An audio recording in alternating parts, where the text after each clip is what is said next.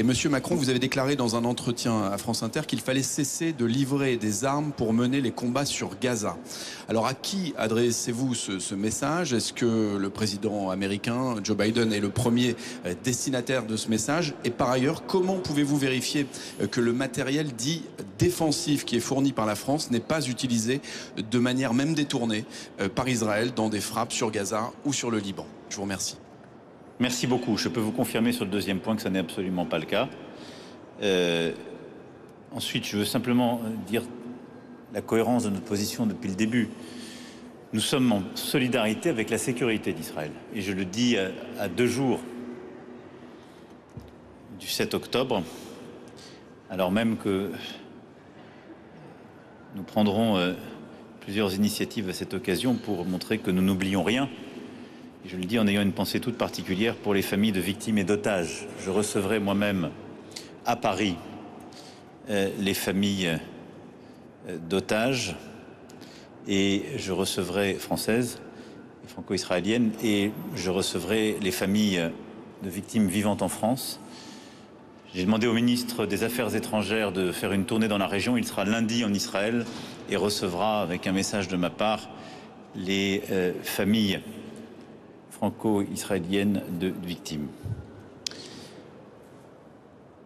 La France, au-delà de ce message de solidarité et réitérant le fait que nous n'oublions rien et que nous demandons la libération des otages, est aux côtés d'Israël et de sa sécurité. Et là-dessus, c'est sans ambiguïté, nous l'avons encore montré ces derniers jours.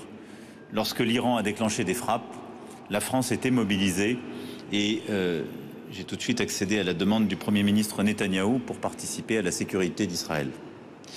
Néanmoins, nous essayons aussi d'être cohérents. Et lorsque nous demandons des cessez-le-feu, c'est le cas pour Gaza, ça a aussi été le cas pour le Liban la semaine dernière, eh bien, nous tâchons de ne pas demander un cessez-le-feu tout en continuant à livrer les armes de la guerre. Et je pense que c'est simplement de la cohérence. Et donc, je vous confirme que, pour ma part, je considère qu'aujourd'hui, le cessez-le-feu à Gaza est une priorité pour permettre de reprendre les actions humanitaires à plein et permettre aussi de travailler à la solution politique qui seule assurera la paix et la sécurité pour tous, avec les 2 États à la clé. Et pour ce qui est du Liban, nous appelons aussi au cessez-le-feu.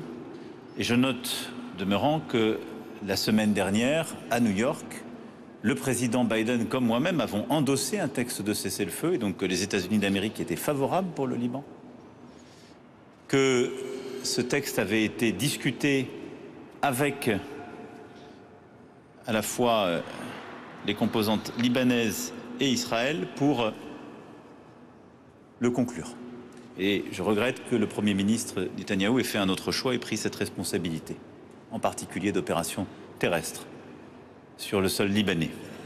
Et donc oui, si on appelle à un cessez-le-feu, la cohérence c'est de ne pas fournir les armes de la guerre. Et je pense que ceux qui la fournissent ne peuvent pas chaque jour appeler à nos côtés au cessez-le-feu et continuer de les approvisionner.